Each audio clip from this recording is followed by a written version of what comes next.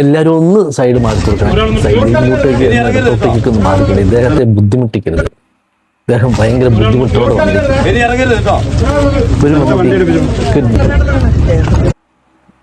ഈ സീനാണ് ഉണ്ടായത് എന്ന് പറയാൻ വേണ്ടിയിട്ടാണ് ഈ വീഡിയോ. എന്താണ് സംഭവം അല്ലേ?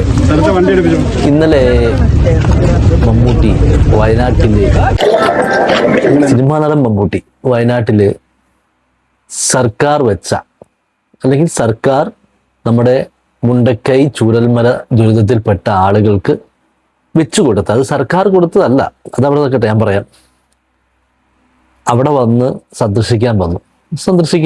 സന്ദർശിച്ചുകൊണ്ടിരിക്കുമ്പോൾ അവിടുത്തെ പാർട്ടിയുടെ നേതാവ്, ആ വയനാട് ജില്ലയുടെ പാർട്ടിയുടെ നേതാവ് മമ്മൂട്ടിക്ക് വഴി ഒരുക്കി. ആളുകളോട് പറഞ്ഞു, നിങ്ങളിങ്ങനെ അടുത്തുകൂടി നിൽക്കല്, ഒരുപാട് ശ്വാസം മുട്ടലുണ്ടാവും, ഭയങ്കര ശ്വാസം മുട്ടലുണ്ടാവും, അദ്ദേഹത്തിന് പോകാനുള്ള ഒരു സൗകര്യം ഒരുക്കി കൊടുക്കണം, നിങ്ങളിങ്ങനെ കൂടി സെൽഫിയൊക്കെ എടുത്ത് നിന്ന് ബുദ്ധിമുട്ടല്ലേ. അപ്പോൾ ആളുകളോട് അങ്ങനെ പറഞ്ഞു. അപ്പം മമ്മൂട്ടി പറഞ്ഞു, നീ ഇതൊന്നും പറയാൻ നിൽക്കില്ലേ, നീ എൻ്റെ കൂടത്ത് നിൽക്കരുത്, കുറച്ച് മാറി നിൽക്കുക. ഇപ്പോൾ എൻ്റെ കൂടത്ത് ഇങ്ങനെ, പുള്ളിക്ക് തന്നെ ഒരു ഇറിറ്റേഷൻ ഉണ്ടായി, അടുത്ത് ഇങ്ങനെ മുട്ടിച്ചേർന്ന് നിന്ന് ഫുൾ ടൈം പുള്ളിയുടെ അടുത്തേക്ക് പോവാ. പുള്ളി പറഞ്ഞു, എൻ്റെ അടുത്ത് നിൽക്കണ്ട, പൊക്കോ, ഇത് പാർട്ടി പരിപാടിയാന്ന് വിചാരിച്ചു പോകുന്നു ആൾക്കാർ. അങ്ങനെ പുള്ളി പറഞ്ഞത്. അതിൻ്റെ വിഷ്വൽസ് എനിക്ക് കാണിക്കാം, നിങ്ങളൊന്ന് കണ്ടു.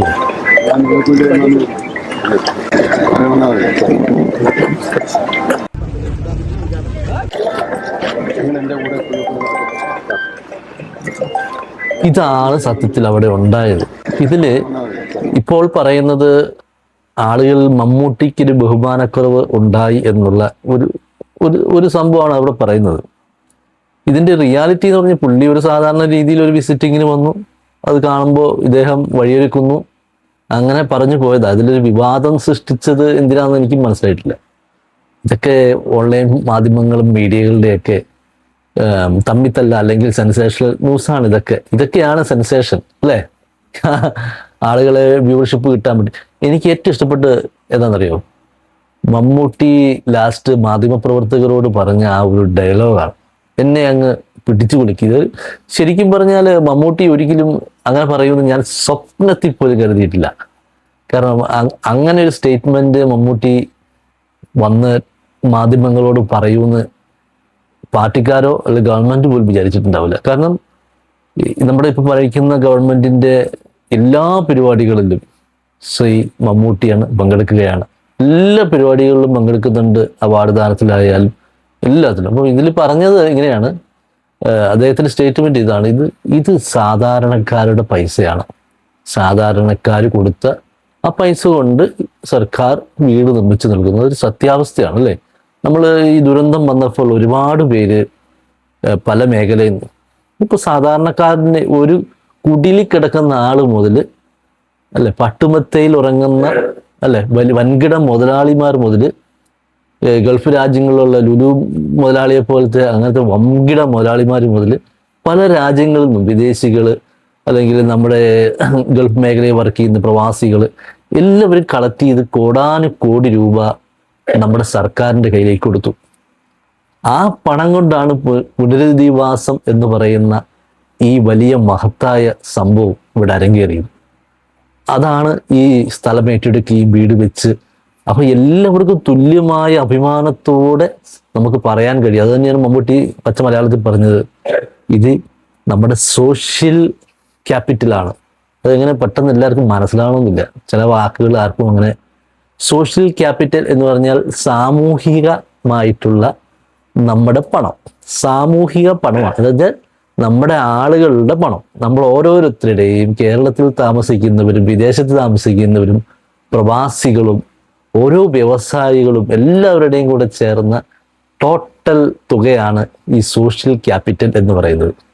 ആ ക്യാപിറ്റലാണ് ഇപ്പോൾ ഇവിടെ വീടായി മാറിയതും ആളുകൾക്ക് ഒരു ഷെൽട്ടർ ഹോം, നമ്മുടെ സ്വന്തം വീടുകൾ അവർക്ക് നഷ്ടപ്പെട്ട ഉറ്റവരും ഉടയവരെ നമുക്ക് തിരിച്ചു കൊടുക്കാൻ കഴിയില്ല. പക്ഷെ ഇനി അവർക്ക് സ്വസ്ഥമായി ഉറങ്ങാൻ, കടമില്ലാത്ത അല്ലെങ്കിൽ സമാധാനത്തോടെ ഒരു ഫർണിഷ്ഡ് ആയിട്ടുള്ള, ഇനിയൊരു ദുരന്തമില്ലാത്ത സ്ഥലത്ത്, ഒരു വെള്ളം വീഴാത്ത, ചോരാത്ത, കയറിക്കിടക്കാൻ, ആദ്യ നാളെ ഇറക്കി വിടാൻ പറ്റാത്ത ആരും ഇറക്കിയിടാത്ത, കടമില്ലാത്ത, സ്വസ്ഥമായി ഉറങ്ങാൻ പറ്റിയ അടിപൊളി വീടാണ് ഇപ്പൊ വെച്ചേക്കുന്നത്.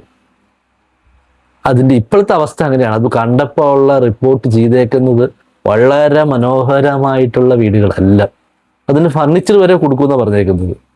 അപ്പൊ നമുക്ക് അഭിമാനിക്കാം, മമ്മൂട്ടി, ശ്രീമാൻ മമ്മൂട്ടി, ഞാൻ അങ്ങനെ തന്നെ പറയും, മമ്മൂട്ടി അങ്ങനെ വ്യക്തമായിട്ട് ഇങ്ങനെ ഒരു കാര്യം എടുത്ത് മാധ്യമങ്ങളോട് പറഞ്ഞ് നമ്മുടെ ഒരു തുകയാണ്. ഇതിനെ ചൊല്ലി ഒരുപാട് തർക്കങ്ങളും കാര്യങ്ങളും ഒക്കെ, ഒത്തിരി വിവാദങ്ങളൊക്കെ ഇങ്ങനെ പോഞ്ഞുകൊണ്ടിരിക്കുമ്പോൾ വീണ്ടും മമ്മൂട്ടി നമ്മളോട് ഒന്ന് ഓർമ്മിപ്പിക്കുകയാണ്, നമ്മുടെ തുക കൊണ്ട് നമ്മൾ തന്നെ പണിതാണ്. അതിലൊരു മറ്റൊരു ചിന്ത വേണ്ട, ഇത് നമ്മുടെ തുകയാണ്, ഇതൊരു സർക്കാർ പ്രോഗ്രാം അല്ല, സർക്കാരിൻ്റെയോ പാർട്ടിയുടെയോ ഒന്നിൻ്റെയോ അല്ല. നമ്മൾ കൊടുത്ത തുക കൊണ്ട് നമുക്ക് ഇവർ പണിത് തന്നു, പണിത് തന്നു മാത്രമേ ഉള്ളൂ സർക്കാർ, ബാക്കിയെല്ലാം നമ്മുടെ തുകയാണ്, ഈ സോഷ്യൽ ക്യാപിറ്റലിൽ നിന്നാണ് ഉണ്ടായത്. ഇതാണ് ഈ വിവാദം ഇങ്ങനെ പിരിമുറുക്കി. അപ്പം മമ്മൂട്ടിയുടെ ആ വാക്കുകൾ നമുക്ക് കേട്ടു നോക്കാം. അപൂർവമായിട്ട് മാത്രമേ ഇങ്ങനെ പാർപ്പിടം ഒരു ജനത, ഒരു നാട്ടിലെ ജനങ്ങൾ മുഴുവൻ എല്ലാവരും ചേർന്നിങ്ങനെ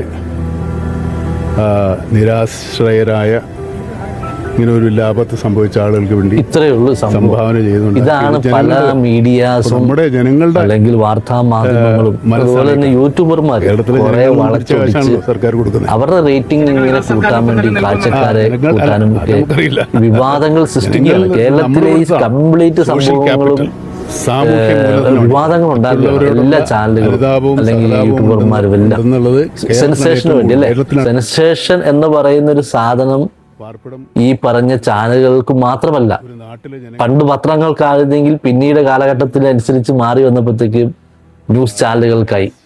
ന്യൂസ് ചാനലുകൾക്ക് മാത്രമല്ല സെൻസേഷണൽ ന്യൂസ് എന്ന് പറയുന്നത്.